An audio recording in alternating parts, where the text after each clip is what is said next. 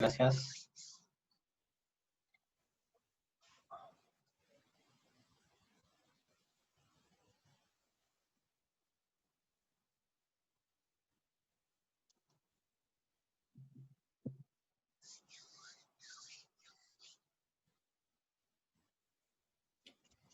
Hola a todas y todos, muy bienvenidos a la charla Satisfacción Laboral y Bienestar en el contexto del trabajo a distancia, estrategias para el autocuidado, la cual es parte del ciclo de charlas virtuales Reflexiones desde Psicología UC en tiempos del coronavirus, organizado por la Escuela de Psicología de la Universidad Católica. Muchas gracias por la espera y por su interés en participar y estar esta mañana conectadas y conectados junto a nosotros. Para organizar mejor la transmisión, antes de comenzar queremos comentarles que vamos a mantener los micrófonos y pantallas apagadas durante la presentación y que pueden ir realizando sus preguntas a través del chat y estas las recopilaremos y se responderán al final de la charla. ¿Okay? Para dar inicio, queremos presentarles brevemente a quienes dictarán la charla de hoy. Se trata de Sergio Valenzuela, PhD in Industrial Organizational Psychology de la California School of Professional Psychology, académico de la Escuela de Psicología UC del área laboral y jefe del programa del Diplomado en Cambio y Desarrollo Organizacional. También nos acompañan Lidia Gómez, PhD en Psicología de la Universidad de Málaga, académica de la Escuela de Psicología UC del área de la salud y docente del magíster en dicha especialidad. Muchas gracias a ambos por su interés y compromiso para organizar esta actividad. Y ahora los dejamos a ustedes para comenzar con la charla. Muchas gracias, Gina, por la presentación. Me imagino que muchos de ustedes están en este momento, en la charla y haciendo otras cosas, probablemente preparando el almuerzo. Vi ahí a una colega con su hija en brazos. Y así estamos en este contexto de pandemia, de trabajo a distancia, y estamos en nuestras casas teniendo que conciliar tanto nuestras labores profesionales como nuestras labores más domésticas. Le doy la bienvenida a todos y todas a esta charla. La vamos a organizar de la siguiente manera. En una primera parte voy a contextualizar el trabajo en la vida de las personas y hacer algunas distinciones conceptuales que usamos en psicología organizacional para referirnos a distintos conceptos, ¿no?, que son relevantes para entender lo que está pasando. Y en una segunda parte de la charla, la profesora Lidia Gómez nos va a desarrollar algunas técnicas, herramientas, estrategias para el autocuidado en este contexto donde estamos trabajando a distancia. Y como les decía, estamos tratando de balancear de la mejor manera posible nuestras labores profesionales con nuestras labores más domésticas. ¿Ya? Así que vamos a seguir esa estructura y voy a comenzar ahora. Sé que esto suena un poco obvio, pero no siempre le tomamos la importancia del impacto que tiene el trabajo en la vida de las personas, ¿no? Y ese impacto no solo está dado por la cantidad de tiempo de nuestras vidas que las pasamos en el trabajo. No sé si ustedes saben, pero 1/3 de nuestra vida, de nuestro tiempo de vida, lo pasamos en el trabajo. El otro tercio lo pasamos durmiendo. Y recién el tercer tercio en otras actividades de vida familiar, hobbies, etc. Entonces, hay un tema de tiempo, por lo tanto, lo que pasa en el contexto de trabajo, lo que nos pasa en este espacio, influencia y tiene un peso importante sobre nuestro bienestar general. Pero también el trabajo influencia otras cosas, mucho más prácticas, ¿no? Influencia el lugar donde vivimos. En general vamos a vivir en la ciudad donde trabajamos. Por supuesto que hay excepciones, pero determina dónde vivimos. Incluso si nos vamos a un tema más económico, en función de nuestro trabajo y nuestros ingresos, también determina en qué tipo de vivienda vivimos, en qué tipo de barrio vivimos.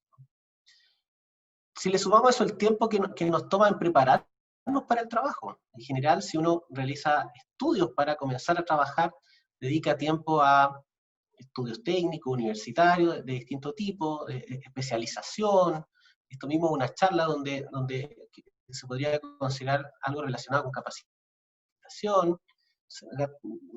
Invertimos mucho tiempo también en prepararnos para el trabajo. En muchos casos también no autodefinimos a partir del trabajo. El trabajo ocupa un lugar central en cómo nos vemos a nosotros mismos. Y por supuesto que el trabajo nos ayuda a satisfacer necesidades, tanto desde el punto de vista de las necesidades más básicas, de alimentación, vivienda, como también necesidades psicológicas como las de logro y propósito. El sentir que trabajamos porque hace algún sentido o genera beneficios para alguien, ya sea dentro de la organización o fuera de la organización, o que nos hace sentir que somos competentes y que podemos lograr cosas, lograr objetivos o metas personales. Y también incluso influencia a quién conocemos, a qué tipo de personas conocemos y quiénes serán nuestros amigos y amigas. Y probablemente en muchos de los casos, quiénes serán nuestras parejas. También están muy relacionadas con el trabajo que tenemos. Y por supuesto que el trabajo nos provee experiencias afectivas que también influencian nuestra vida o nuestro bienestar general. Nos pasan cosas en el trabajo, a veces tenemos conflicto en el trabajo, a veces tenemos experiencias positivas en el trabajo, y todo eso no impacta en la manera en que nos estamos sintiendo. Ahora uno también puede verlo de otra manera, ¿cierto? Cómo impacta la vida en el trabajo, la vida más familiar, o el bienestar más general en el trabajo, y por supuesto que también hay efectos en la otra dirección, ¿no? Lo que nos pasa en la casa, las dificultades que podemos tener familiares, van a impactar en cómo nos sentimos cuando vamos a trabajar. Es difícil muchas veces, y yo creo que también es una ilusión tratar de separar las aguas entre el trabajo y la vida familiar, pensar que las personas se olvidan de lo que les pasa más allá del trabajo cuando entran al trabajo, eso es una ilusión. Por lo tanto, lo que nos pasa en general en la vida nos afecta también cuando estamos en el trabajo. Ahora, no todas las personas colocan lo mismo énfasis en cómo viven el trabajo. Yo sé que algunos pueden sentirse representados por varias de estas formas, o sienten que hay dos o más que aplican, pero hay gente que básicamente su principal orientación con el trabajo es ganar dinero y financiar su vida fuera del trabajo. Son personas que ocupan el trabajo de una manera más instrumental. Dicen, mira, yo trabajo, está bien, hago algo que me gusta, pero mi gran orientación de trabajar es satisfacer o financiar mis proyectos de vida que van mucho más allá del trabajo. Otras personas ven que el trabajo como una oportunidad como de desarrollar una carrera, de ir avanzando en esta carrera y por supuesto ir aprovechando los beneficios y el poder de estas posiciones que uno va adquiriendo o estos avances que uno va realizando en el trabajo. Y un tercer motivo de orientación tiene que ver con ya más vocacional, ¿cierto? Quizás más de motivación intrínseca, relacionado con que ven el trabajo como un llamado a contribuir a un mundo mejor. Personas que ven su trabajo como su aporte en el mundo. Algunas personas podrán sentir que tienen un poco las tres, otras más unas que otras, pero no para todas las personas el rol que ocupa el trabajo en nuestra vida es el mismo, y por supuesto que eso también va a incidir en qué tanto nos afecta el trabajo en nuestra vida familiar, y viceversa.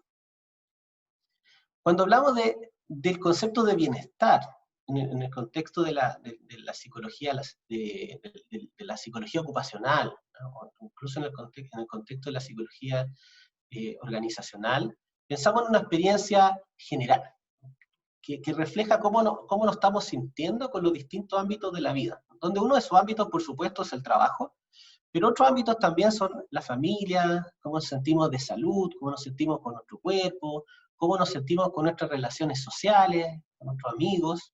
Todo eso uno hace una especie de evaluación, ¿no? De cómo se siente y genera un nivel de bienestar. Ahora, cuando uno está en una condición de bienestar o con niveles de bienestar, ¿cómo se expresa eso? Se expresa a través de emociones positivas, ¿cierto? Nos sentimos contentos, nos sentimos realizados, felices, y con niveles de motivación, ¿no? O de engagement, nos sentimos activados, con energía. Y por supuesto que también experimentamos significado, experimentamos que nuestra vida tiene sentido, que nuestra vida tiene un significado, un propósito.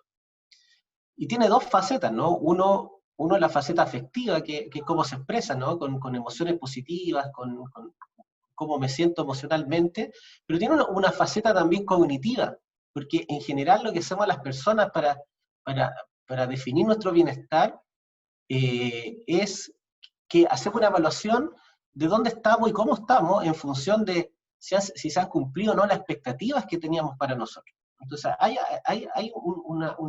una variable, un procesamiento cognitivo en la definición de bienestar. En la medida que queríamos estar en determinadas partes, que teníamos ciertas expectativas sobre nuestras vidas en los distintos ámbitos, y esas expectativas se han cumplido, es más probable que nos sintamos mejor.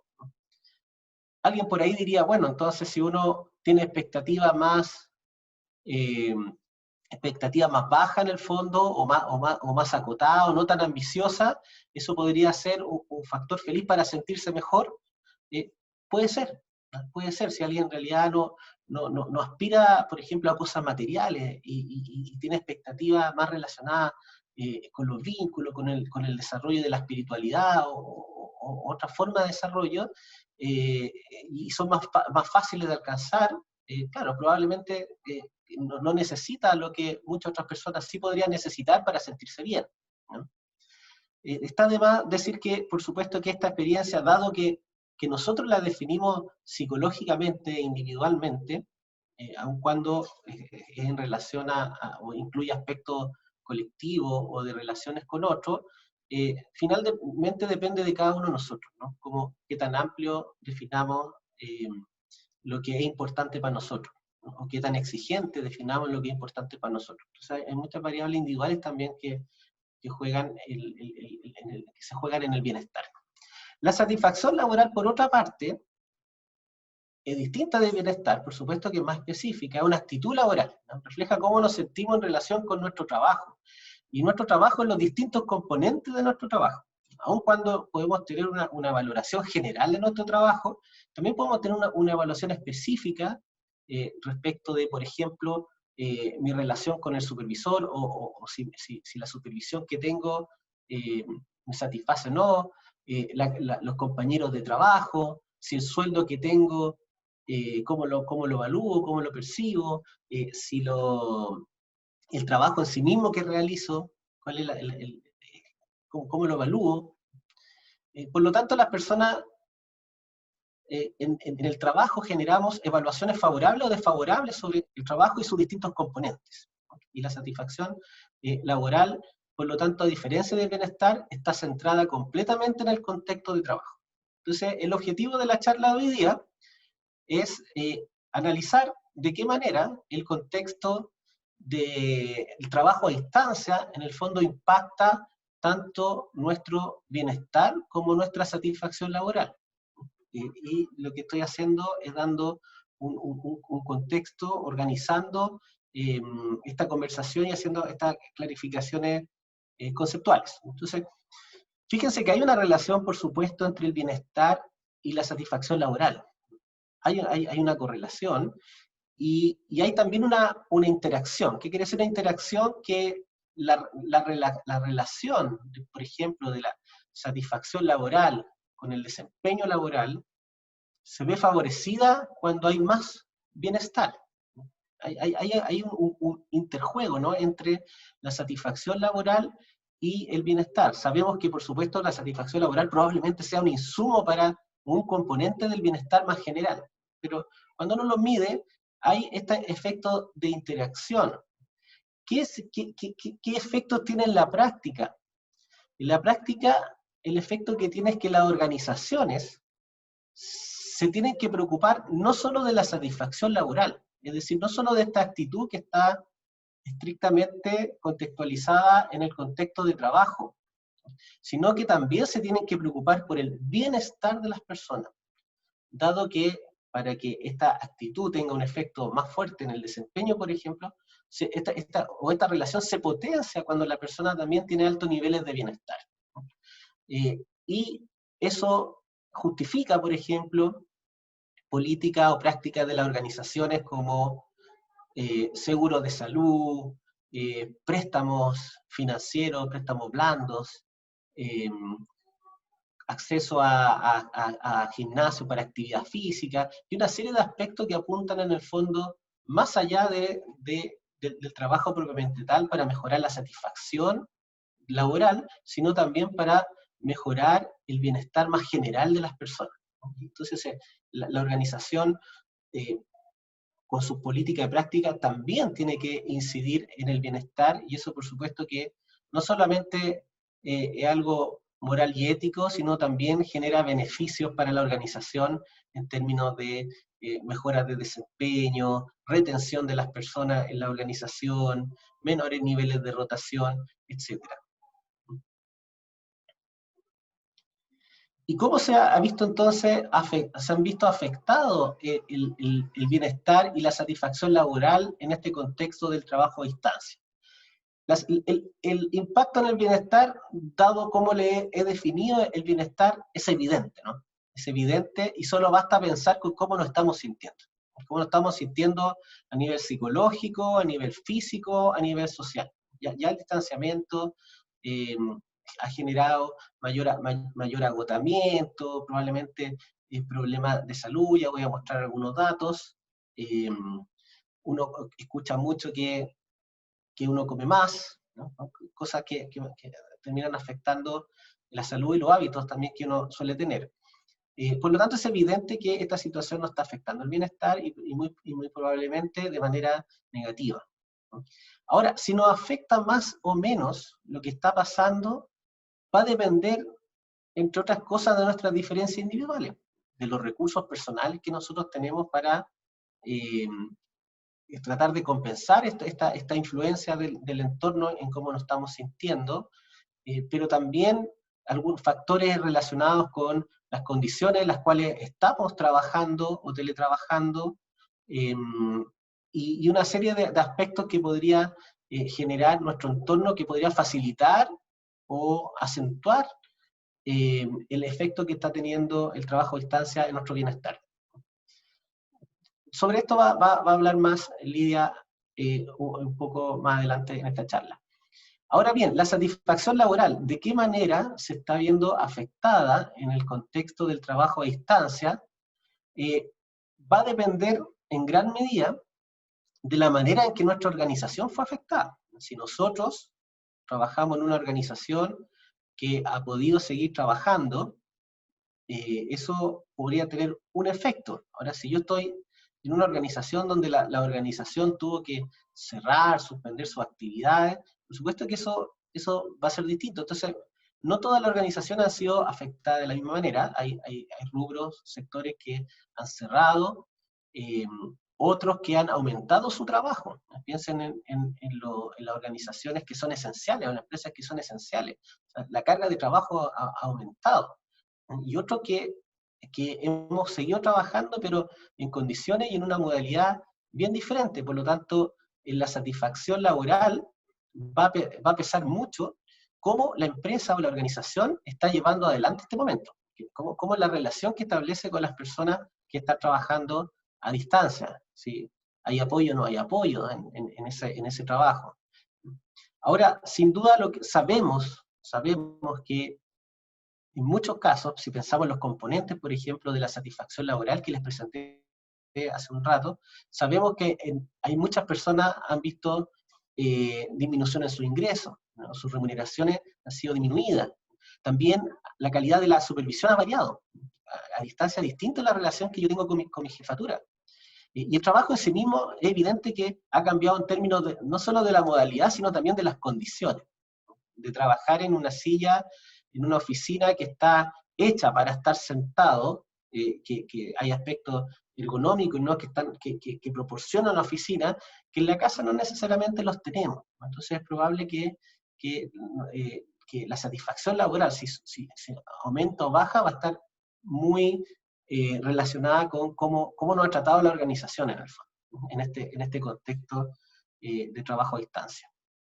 Yo tengo acá algunos datos que nos pueden ayudar a elaborar alguna hipótesis. Esta es una encuesta de la Fundación Carlos Vial, de junio. Probablemente los datos fueron levantado en mayo. 820 personas, y lo que nos da cuenta de qué cosas ha hecho las empresas o las organizaciones, ¿no? Acá piensen que la muestra en general son empresas medianas y grandes, y un 20% de pequeña y micro, ¿no? O sea, en general representan a las empresas que podrían tener mejores condiciones para ofrecer. Pero dice acá que el 69% está en teletrabajo o trabajo a distancia, otro 42% ha visto reestructurado su horario laboral, ¿no? o de turnos que tenía. También hay disposición de medidas de prevención, en otros casos reducción de la jornada laboral, ¿no? Y acá este es el que nos preocupa, ¿no? Los despidos, por ejemplo, hay cerca del 10% de personas que dicen, mira, la decisión que tomaba la organización fue despidos.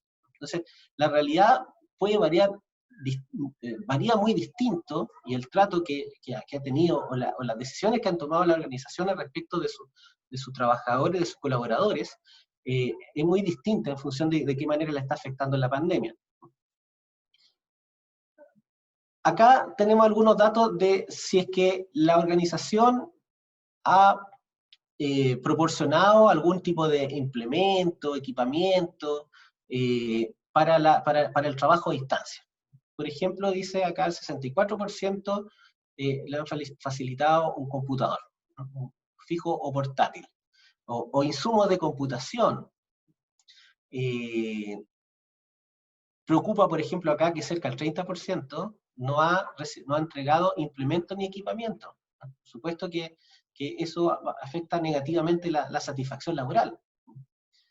Cobertura de Internet, muy importante en estos momentos, casi 15%.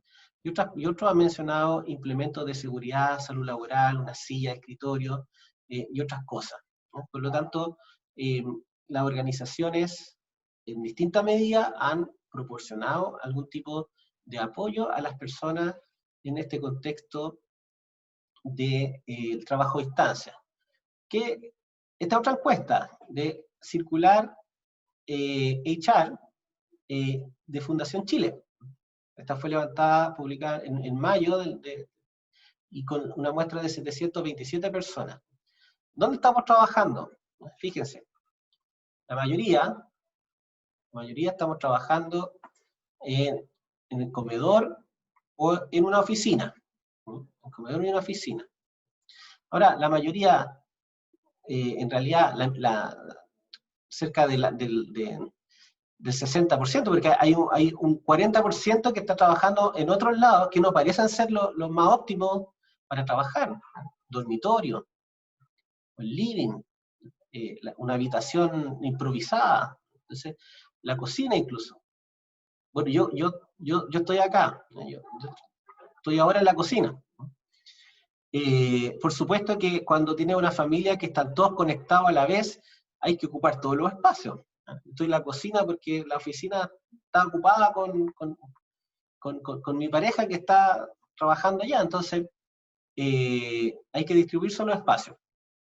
Y eso por supuesto que genera complejidades para llevar a cabo las tareas, pero también genera impacto en tu bienestar. ¿Qué aspectos de la vida se han visto negativamente afectados? Fíjense que lo que más mencionan las personas es capacidad para relajarse y desconectarse mentalmente de temas laborales. ¿Se acuerdan que una de las dimensiones del bienestar era una dimensión psicológica?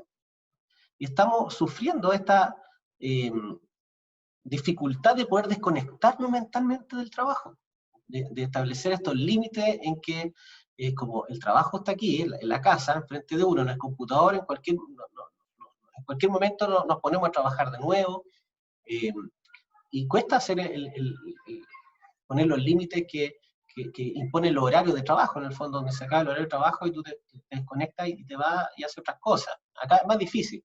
Angustia y soledad, salud mental, hábitos alimenticios, salud física. Se fijan, todos estos aspectos que las personas mencionan que se ha visto negativamente afectado, son todas dimensiones del bienestar. Entonces, de todas maneras, el bienestar en este contexto se ha visto afectado negativamente.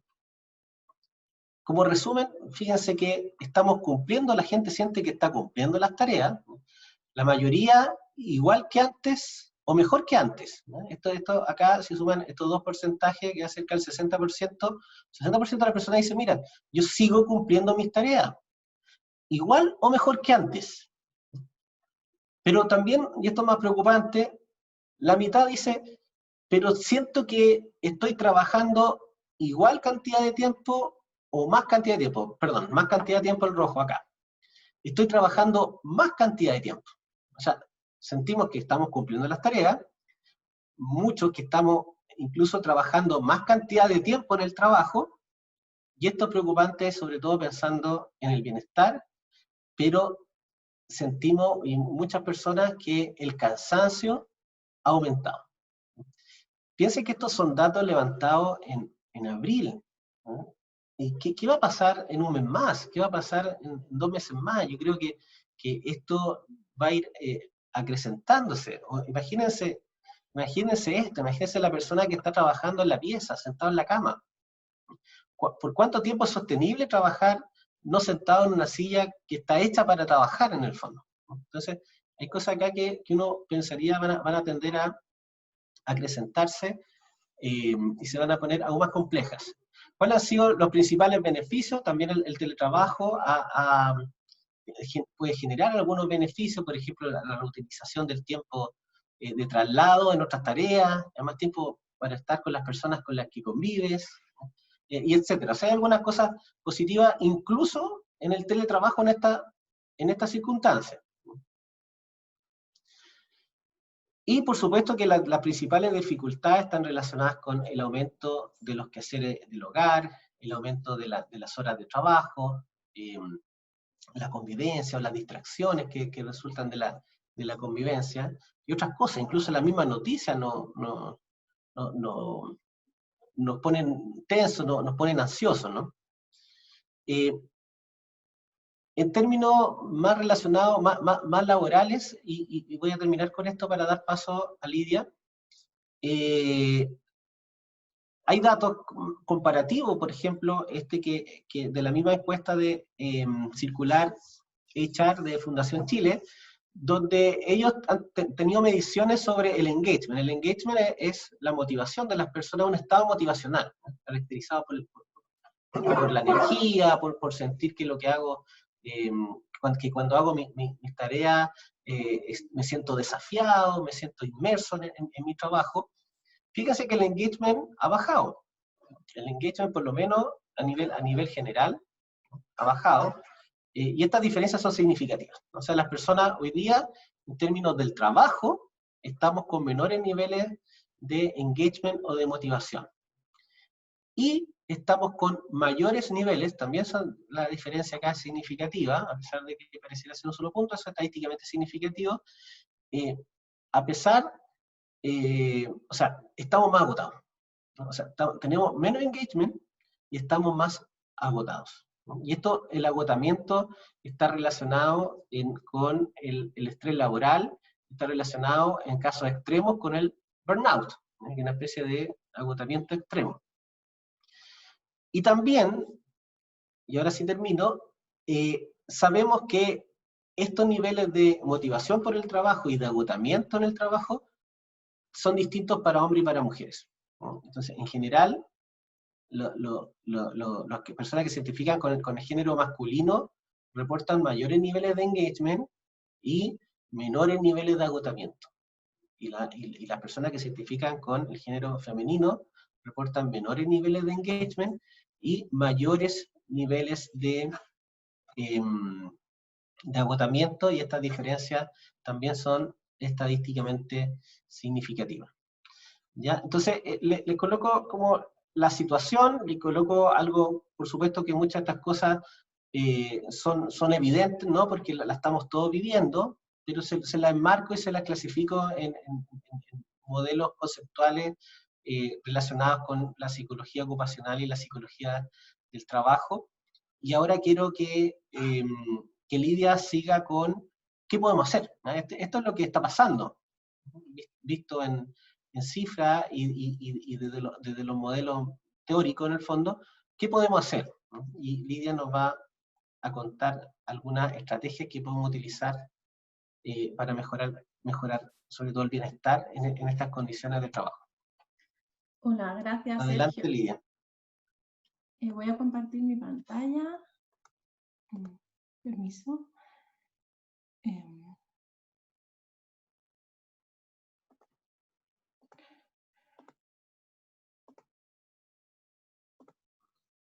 Perdón, que no.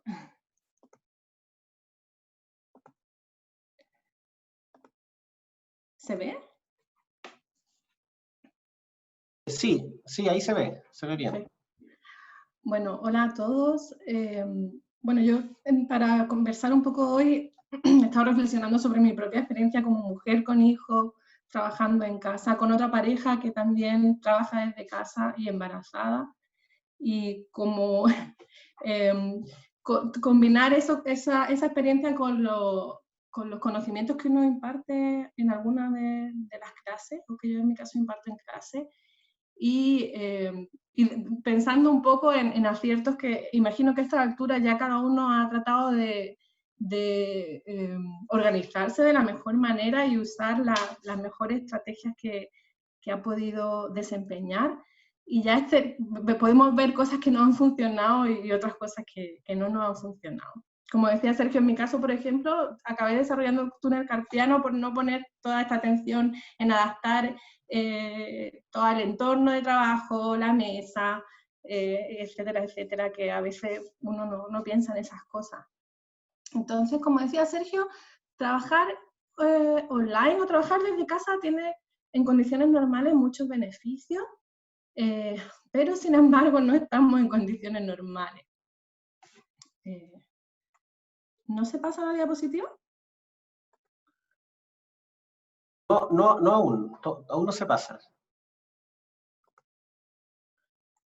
Ahora, actualmente Sí. muchos de nosotros estamos rodeados de un montón de estresores, por ejemplo, el miedo a la propia enfermedad, el aislamiento, la falta de espacio, el aumento de la carga de trabajo doméstico. Si antes había alguien que nos ayudaba en casa, probablemente ahora ya no puede venir a ayudarnos. No tenemos a la cuna, los que tenemos hijos, falta de apoyo por parte de los familiares que tampoco pueden venir a ayudarnos, menos tiempo para cuidarnos a nosotros mismos y una vida laboral con más interrupciones por esto de estar trabajando desde casa. Las personas, las familias están teniendo más conflictos y estamos viendo cómo la tasa de divorcios, por ejemplo, se está disparando en muchos países. El consumo de alcohol también, y algo relacionado con lo que decía Sergio, la distribución del trabajo en casa, de las tareas del hogar, sigue siendo desigual entre hombres y mujeres. Y de hecho parece que en general los hombres tienen un pequeño sesgo, según algunos datos, de manera que piensan que ellos hacen un poquito más en casa de lo que realmente hacen. Lo que puede estar haciendo que las mujeres estemos un poquito más estresadas y quizá en ese sentido, como decía Sergio en una de sus diapositivas, estamos más agotadas con el trabajo y quizás pueden presentarse también algunos conflictos en el hogar cuando se hace evidente que esta distribución de las tareas sigue siendo desigual. Entonces, la frontera que separa el tiempo libre del ocio familiar y el trabajo se está haciendo más frágil, y a veces podemos tener la sensación de que no estamos cumpliendo con nada, sentirnos culpables si estamos trabajando en vez de jugar con nuestros niños que no entienden por qué no estamos jugando con ellos. Y en este sentido, nuestro trabajo se puede ver aún más afectado que de costumbre por lo que ocurre en nuestra vida cotidiana y en nuestro entorno familiar, y viceversa. Por eso es muy importante que en este contexto nos cuidemos y utilicemos estrategias que nos ayuden a autorregularnos, tanto en nuestra vida personal como en la vida profesional, ¿no? Seguir funcionando ignorando este contexto es poco realista y probablemente pues también insano.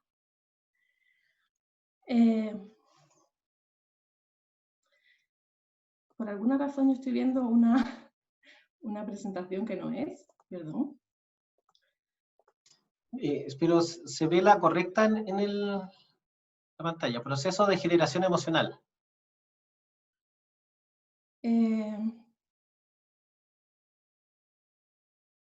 No sé cuál es la que se ve en la pantalla. Se ve proceso de generación emocional. Ah, perfecto. 1, 2, 3, 4, 5. Gracias, Sergio, perdón.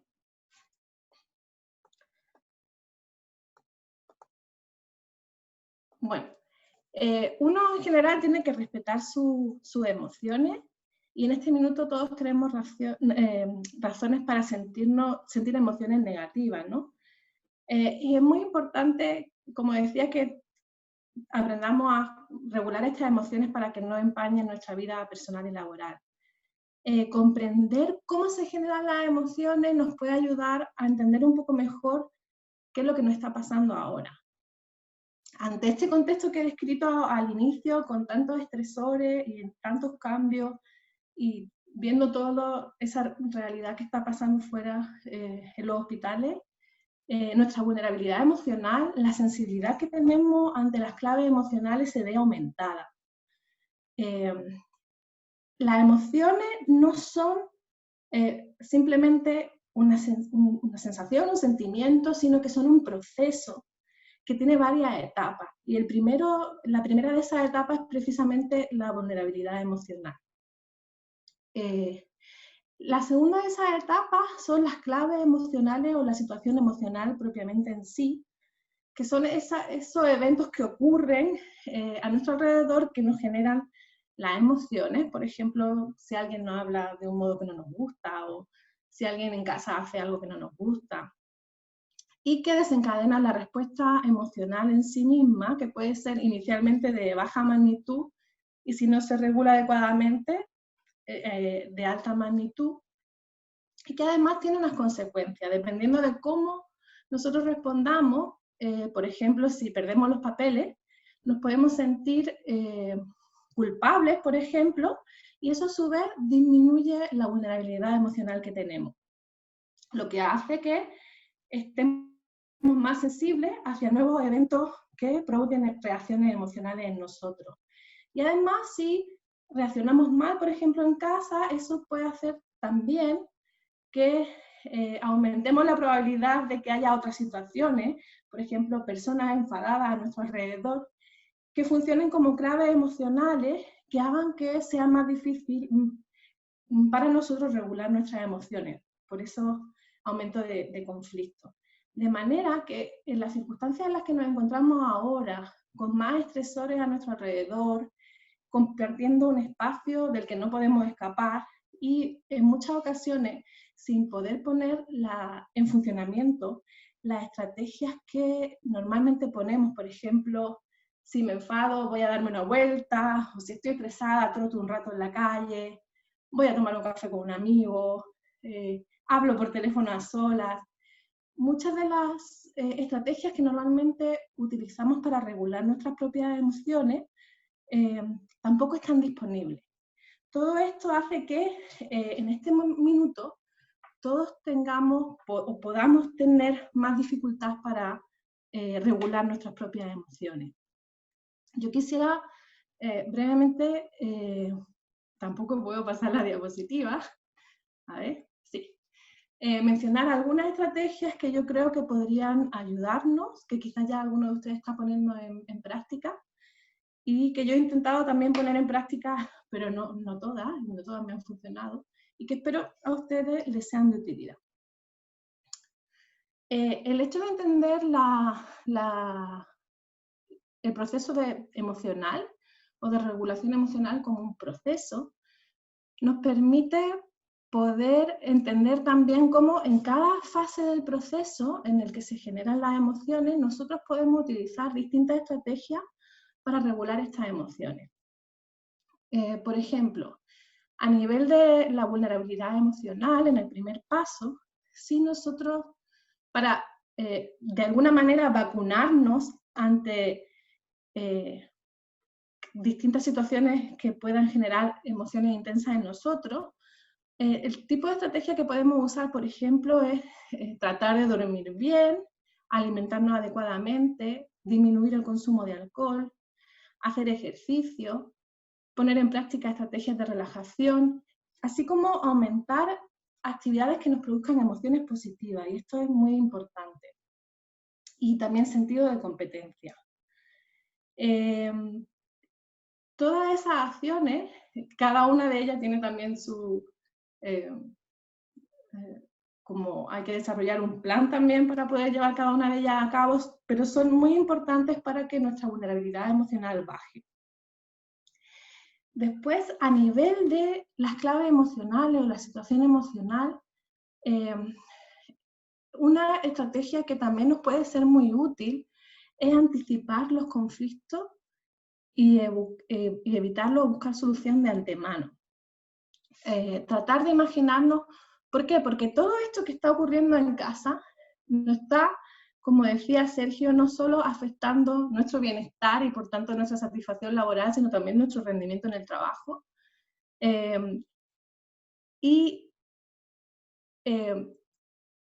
Tratar de pensar en qué situaciones son en las que nos provocan conflicto o las que se repiten a menudo en nuestra vida diaria, cotidiana, y buscar una solución de antemano o evitarlo, nos puede ser de mucha utilidad. ¿Cómo voy a hacer esta vez para no afrontar esta situación de la misma manera, no reaccionar de la misma manera? Es importante. Y otra cosa que podemos hacer en casa, por ejemplo, es cuando nos sintamos tristes, nos sintamos enfadados por algo, por algún conflicto, es tratar de orientar nuestra atención hacia elementos que sean incongruentes con nuestros sentimientos o nuestra manera de ver las cosas en ese momento. Si, por ejemplo, pienso, es que mi pareja no me quiere porque está en el sofá, no me está ayudando con las tareas del hogar, entonces buscar evidencia o datos que te hagan ver que realmente sí, que estén en contra de esa idea de que no te quiero o que no realizan suficientes acciones para la familia. Después, a nivel de la respuesta emocional, uno puede utilizar estrategias como, por ejemplo, cuando ya uno siente que la emoción está más o menos intensa, las estrategias más útiles son el ejercicio intenso, que en este momento es complicado, pero siempre uno se puede tender en el suelo y hacer abdominales o trotar en el sitio, flexiones, bajar, si vives en un condominio de apartamentos, bajar la escalera y subirla, alguna manera de moverte en casa, delante de la tele, con Insanity, o mojarte la cara bien con agua fría, sin respirar, o darte una ducha de agua fría. Eso va a hacer que las emociones se vengan abajo rápidamente. Y una vez que ya la respuesta emocional ha pasado y uno está un poco teniendo esas emociones, quizás negativas, si es que no ha manejado bien la manera de expresar esa emoción, sentarse y observar cómo uno se siente. A veces no le damos tiempo a simplemente respirar y observar cómo nos sentimos. El hecho de simplemente observar una emoción sin juzgarla, sin intentar de cambiarla, hace que la emoción en sí disminuya y que lo veamos todo con mucha mayor claridad. Otra estrategia que puede ser útil es bajar las expectativas tanto en casa. La casa no puede estar tan ordenada ni tan limpia, la comida quizás no puede estar tan rica y uno no va a tener tanto tiempo para hacer actividades que le gustan. Y también bajar el nivel de autoexigencia, pero no solamente en la casa, sino tanto en la casa como en el trabajo. Y para eso es muy importante planificar. Al menos en las primeras fases que uno se va adaptando, las metas que uno se propone tienen que ser menores de lo normal. Aunque luego, como ya veremos, y como dijo Sergio, mucha gente ha acabado sintiendo que rinde lo mismo o más, al principio, en este proceso de ajuste, lo normal es que uno rinda menos.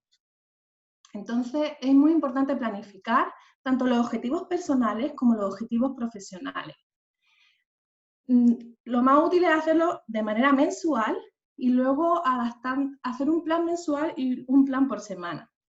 En mi caso, yo pongo aquí ejemplos de planes que yo me hago, y en este sentido es muy importante que cada objetivo grande se parta en objetivos muy pequeñitos y que cada uno de esos objetivos pequeñitos esté calendarizado. Se le busque un momento para realizarlo. El hecho de partir la actividad en varios pasos va a hacer que sea menos abrumadora. También nos vamos a ir motivando cuando vayamos completando las distintas tareas o subtareas que componen una gran tarea. Y esto va a darnos mucha sensación de control y por tanto va a disminuir el estrés. Por eso les aconsejo mucho que dediquen un tiempo importante a planificar tanto sus actividades laborales como personales.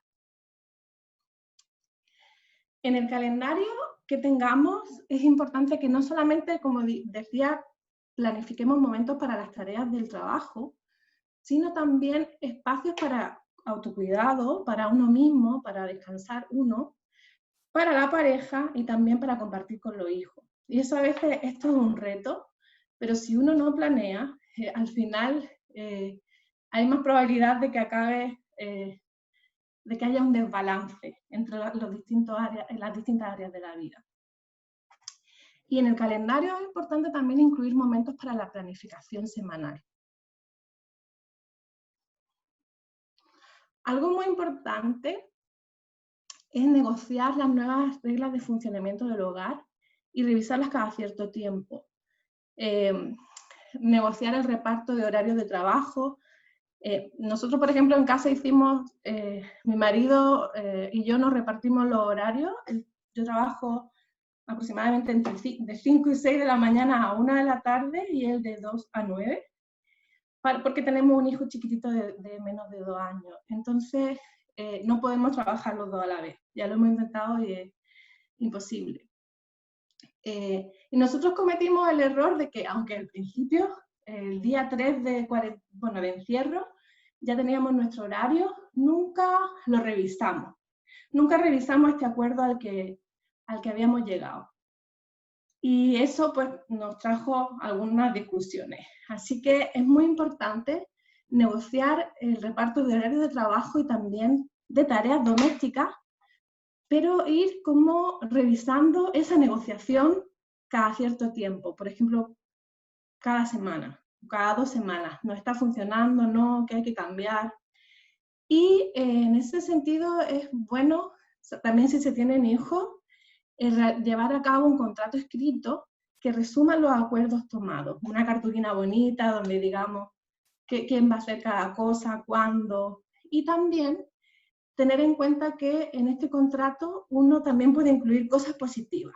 Por ejemplo, en qué tiempo se va a compartir, en familia o en pareja, qué actividades se van a realizar, divertidas, para reservar o comprometerse a reservar un espacio para las personas significativas de nuestra vida. Y en último lugar, es muy importante también, o este momento puede ser una oportunidad para mejorar la comunicación con los miembros del hogar. Para comunicarnos de manera exitosa es importante siempre ser conscientes de realmente qué es lo que estoy sintiendo yo y qué quiero transmitirle al otro y cuáles son mis objetivos.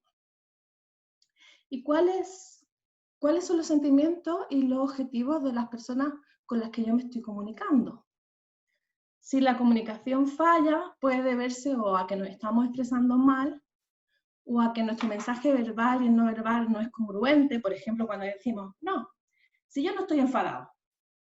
Si el mensaje verbal y el no verbal no es congruente, nuestro interlocutor va a guiarse por el no verbal. Ese va a ser el que predomine.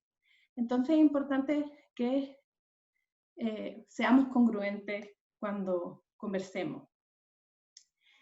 Y También puede ocurrir que el receptor entiende algo distinto o porque está escuchando parcialmente, porque solo se queda con una parte de lo que decimos y añade otra parte de su propia cosecha, o descalifica al otro o sobrevalora su propio criterio.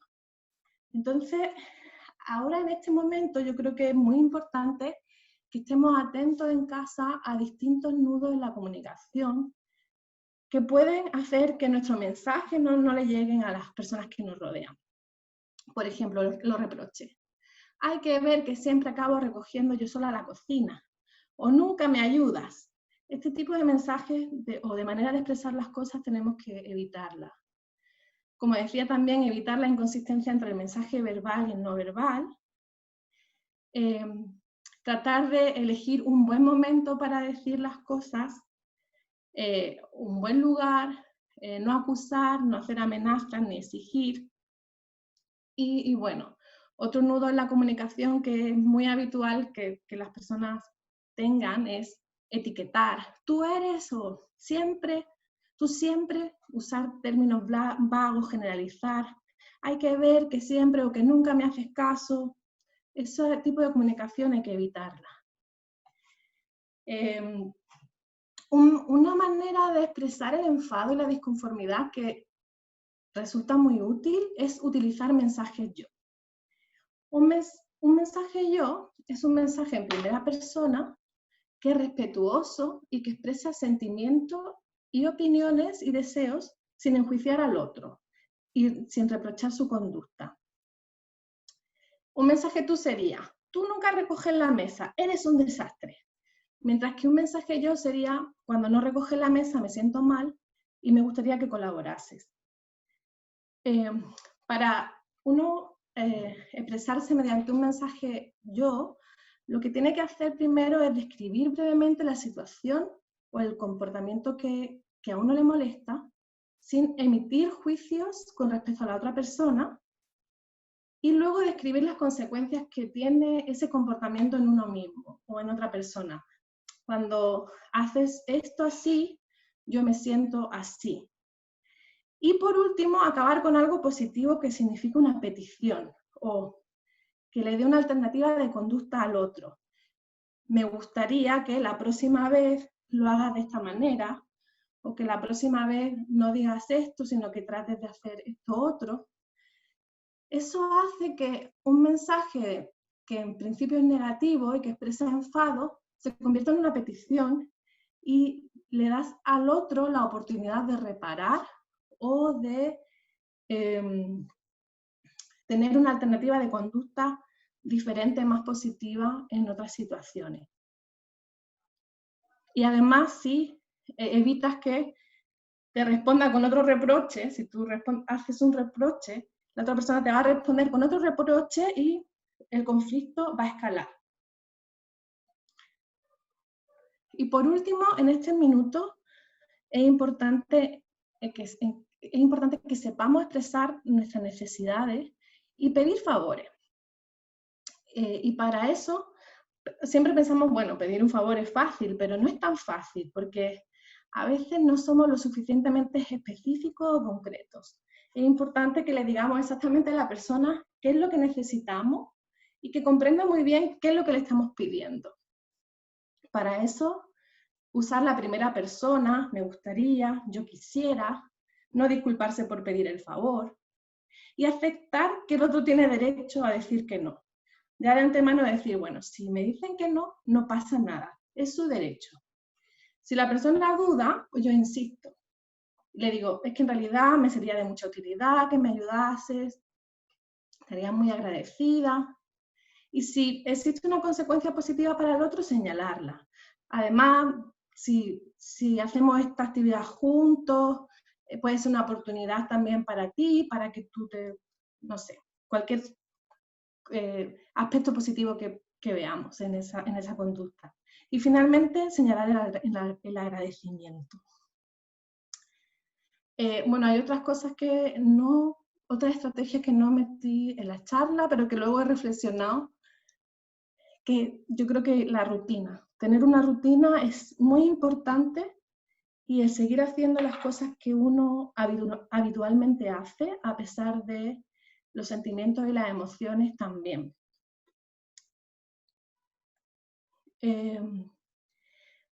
Bueno, por último, en conclusión,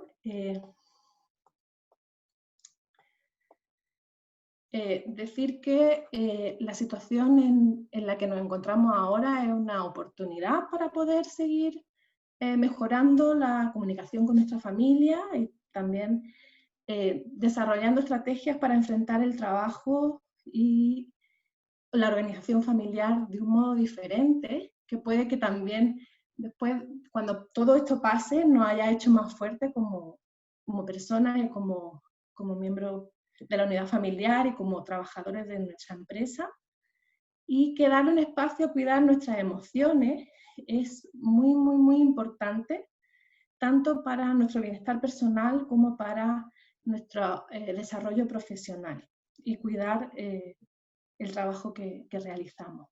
Así que eso es todo, muchas gracias.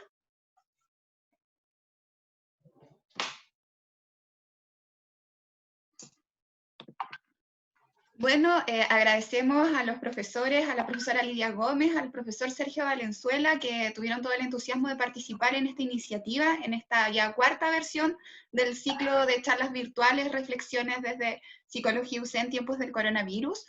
Y también queríamos agradecer a todas las personas que se conectaron el día de hoy. Queríamos pedirles también disculpas porque quizás empezamos un poquito más tarde, tuvimos algunos problemas técnicos.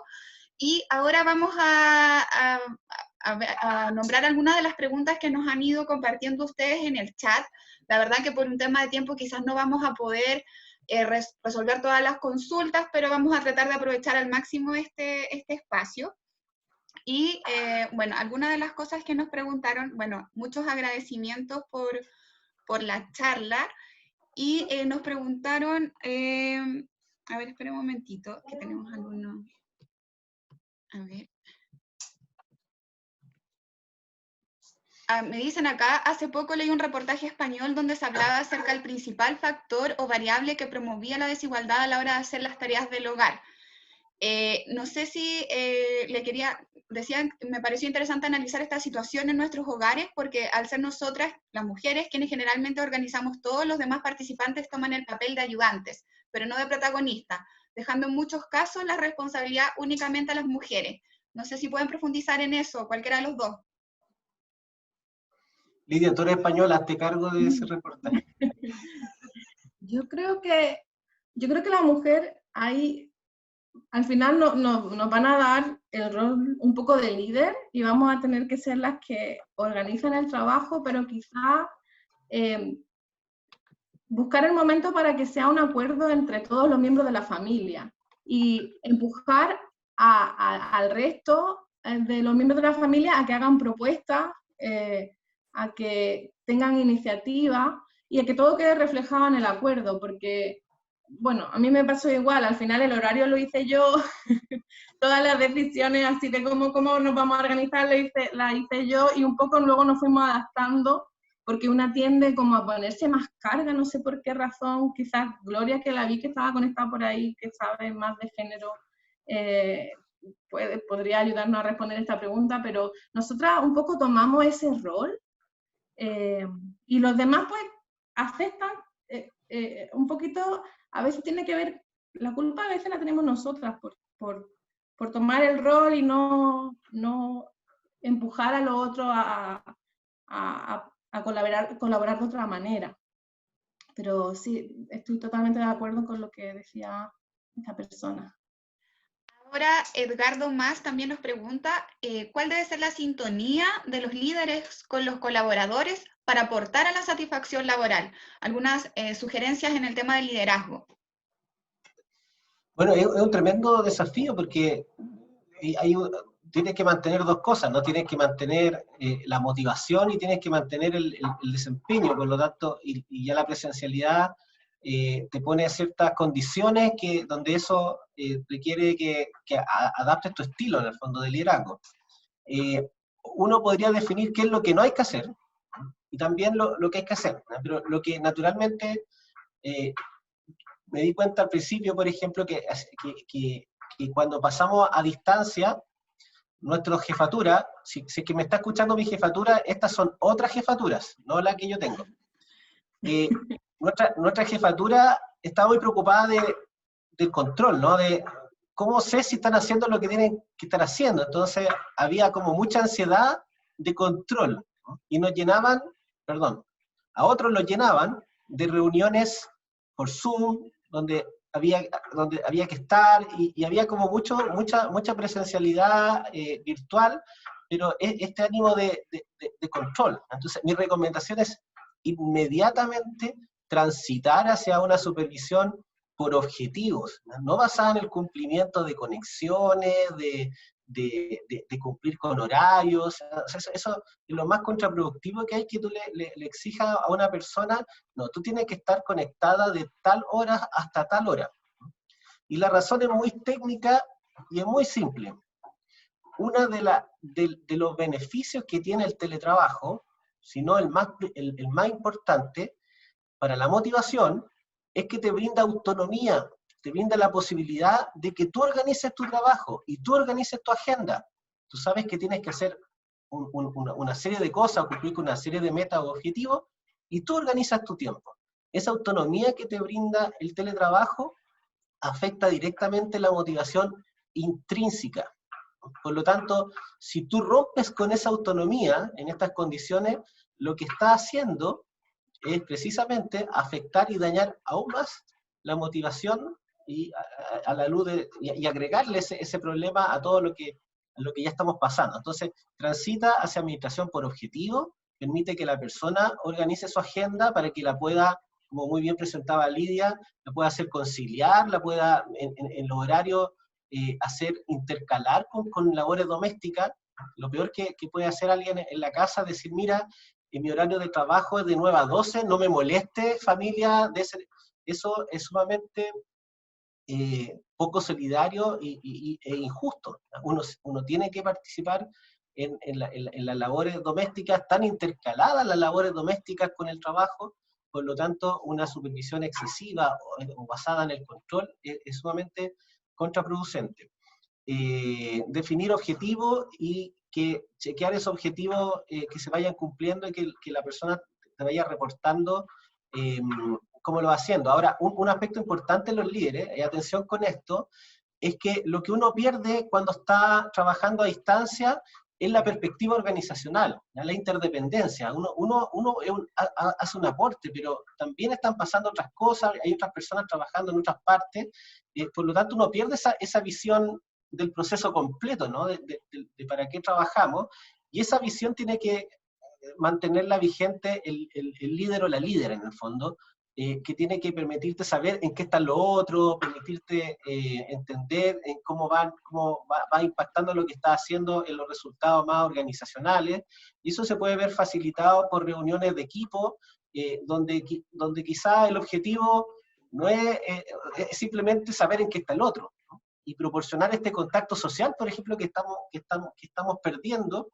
en instancias como esa, pero no para el control, ¿no? Que se entienda que no es para controlar, sino como para proporcionar a cada persona en su trabajo una visión de lo que todos los demás están haciendo, y también satisfacer esta necesidad de contacto. Así no hay cosa más entretenida cuando uno se contacta, cuando uno parte conectado y empieza a decir en qué estás tú, o qué te ha pasado, de repente aparece el perro por un lado, se cruza alguien por atrás, todo eso está pasando, y ese contacto hay que seguir teniéndolo, pero no para efectos meramente de control. Sí, es muy interesante lo que señalas al respecto. También otra consulta es que Trebles, no sé, dice, hay muchas organizaciones que han tomado este periodo como una oportunidad de poner el acento en la corresponsabilidad y qué puede hacer la misma organización para promoverla, dado que los límites entre lo laboral y lo personal se han ido desdibujando. No sé qué piensan al respecto. Yo cortito respecto de eso, sí, bueno, tiene varias formas de mirar esa pregunta, pero si que tú trabajas en una organización donde se confía en ti, en el fondo existe la posibilidad de que si yo no te estoy mirando, tú vas a hacer las cosas, en el fondo, probablemente por razones culturales, nuestras relaciones laborales funcionan todo lo contrario, ¿no? Basadas en la desconfianza. Entonces, por eso nosotros incluimos marcar tarjeta, porque la gente no va a cumplir con los horarios, ¿no? Entonces, cuando empiezan a pasarse las tarjetas para que otro la pase por ti, entonces cambiamos a huelleros, ¿no? Entonces, como que, o si la gente está en el computador, en las redes sociales, entonces le bloqueamos las páginas de redes sociales. Entonces, siempre estamos tratando como como que ese tipo de iniciativas reflejan en realidad que no confiamos en ti, que no confiamos en que tú eres responsable de las cosas que tienes que hacer, y a lo mejor la persona puede decir, mira, y yo soy conscientemente de eso porque el trato que recibo de parte de la organización como que me hace a mí que justificar que esto está bien. Por supuesto que ese tipo de relaciones laborales no llevan a ninguna parte y no contribuyen. Por lo tanto, me parece bien interesante que se empiece, que se fortalezca el tema de la corresponsabilidad, y que se fortalezca más el tema de la motivación, del comprometer, más allá del obligar, o más allá de una mera relación transaccional entre que yo trabajo por plata, ¿no? El trabajo no es solo eso, es mucho más, ¿no? Me parece interesante el tema de fomentar la corresponsabilidad. Ahora también Gisela nos pregunta, ¿nos pueden recomendar algún juego familiar que ayude a generar comunicación en la familia en este periodo de confinamiento en que tenemos que estar trabajando de manera online? Uy, no se me ocurre nada en este minuto.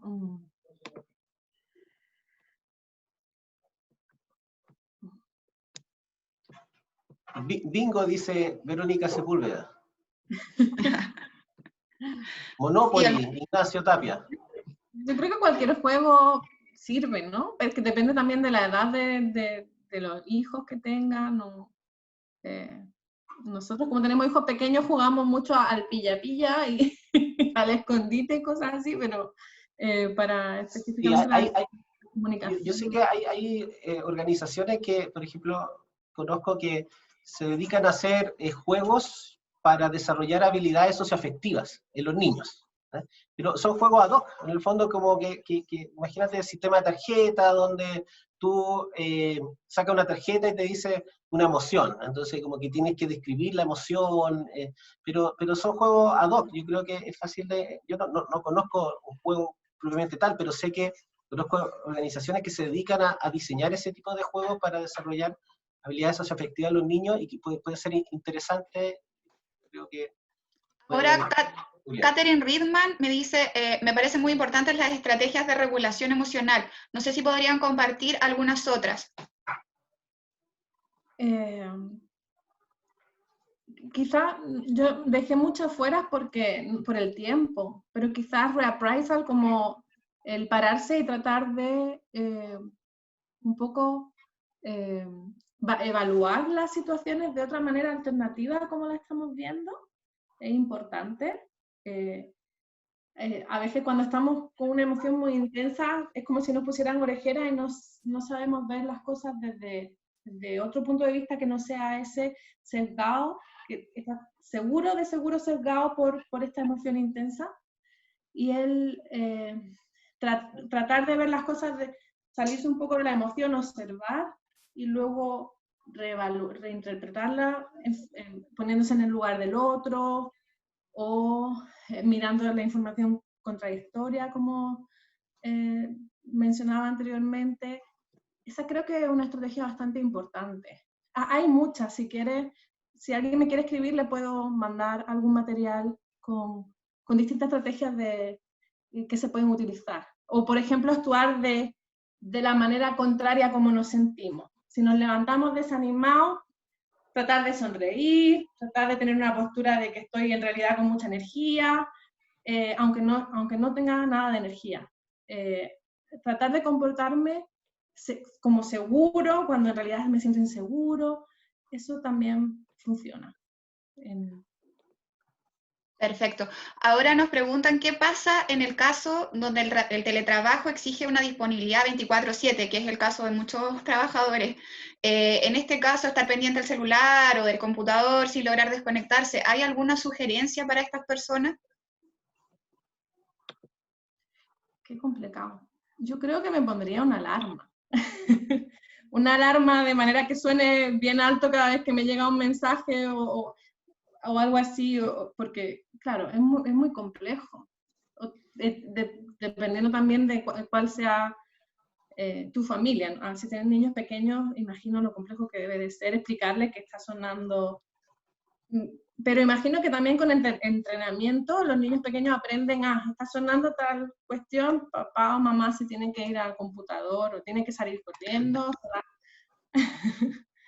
Pero bueno, a propósito de los juegos que hablábamos anteriormente, la Escuela de Psicología también ha sacado algunas guías, así que aprovecho de decirlo. Pueden ingresar a la página de nuestra escuela, psicología.uc.cl. Hay algunas guías que les pueden ayudar y también hay algunos comentarios de nuestros participantes en el chat para que saquen ideas. También lo dejo ahí. Bueno, nosotros ya estamos cerrando esta charla. Nuevamente le agradecemos a los profesores Lidia Gómez, al profesor Sergio Valenzuela por su entusiasmo, porque desde el principio de que los invitamos mostraron mucho interés en participar en esta ya cuarta versión del ciclo de charlas Reflexiones de Psicología UC en tiempos del coronavirus. También le agradecemos a todas las personas que estuvieron hoy conectados. Tuvimos más de 200 participantes, así que les agradecemos mucho por haberse entusiasmado con esto.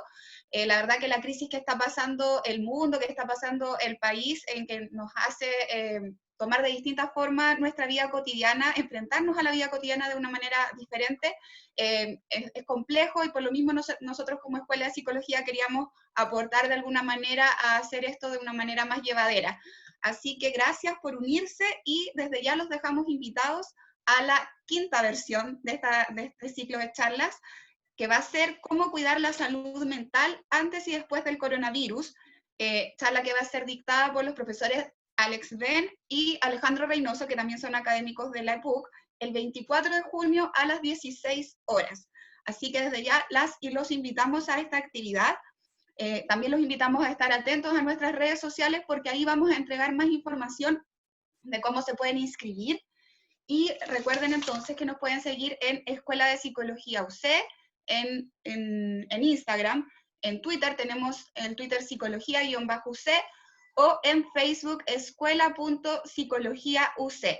Así que a cuidarnos todas, todos y todas, así que los esperamos este 24 de junio y esperemos que estén muy bien. Chao. Y por favor, perdón, dime. Que preguntan en el chat dónde pueden descargar la presentación o ver la grabación de la charla.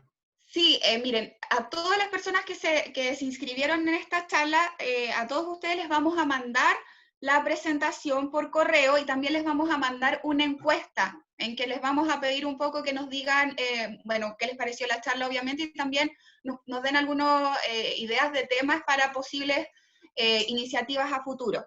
Así que no se preocupen que las charlas se las vamos a mandar y también más adelante las vamos a subir a nuestra página web.